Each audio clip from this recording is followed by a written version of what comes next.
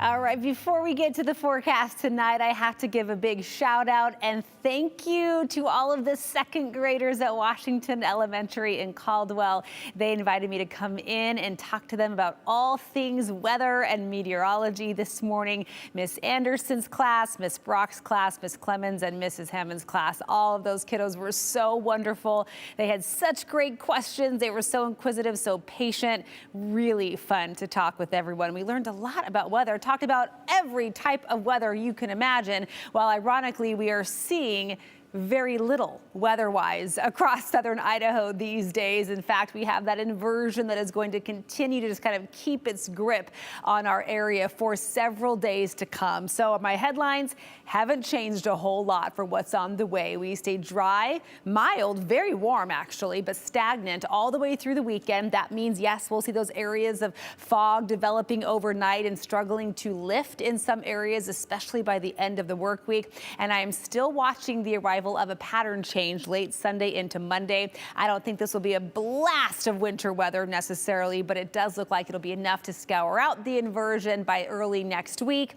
and hopefully get us back to where we belong for the middle of February. But in the short term, here's that stubborn ridge of high pressure just kind of pulling up a chair, staying for a while. It will direct all of this moisture up and around that ridge, and so none of it will make its way into the gem state. Maybe a few high clouds from time to time, but that's about it. Winds will be calm. Temperatures will run about 4 to 6 weeks ahead of schedule. We'll land in the 50s every afternoon in the Boise area, but we could also see air quality start to get impacted. That's why we have an air stagnation advisory that has now been extended through Monday morning. That's how long it will likely take to see this inversion get fully scoured out. So in the meantime, every day will look like this. We'll see a mix of sun and clouds overhead for the Treasure and Magic Valleys. Plenty of sunshine up in the mountains. Temperature is still warm. We'll hit the 50s every afternoon. Mountains will be in the mid to upper 40s. So here's that longer range outlook. I'm starting us on Sunday. By that point, the axis or the core of our high pressure has shifted to the east. By Sunday night into Monday, we will start seeing some precipitation coming in.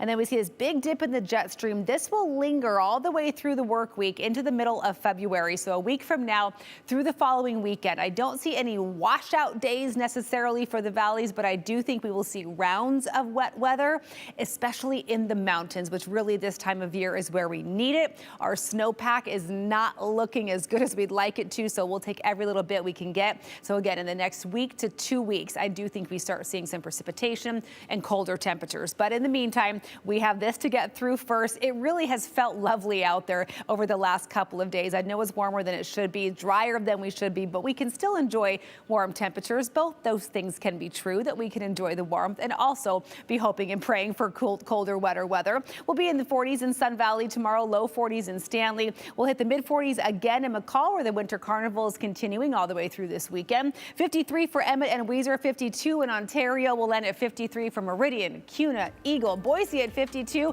We warm even further on Thursday, then rinse and repeat through Sunday until we see those showers start up Sunday night, lingering through Tuesday with temperatures back down into the mid 40s in Boise by the middle of next week. We'll be right back.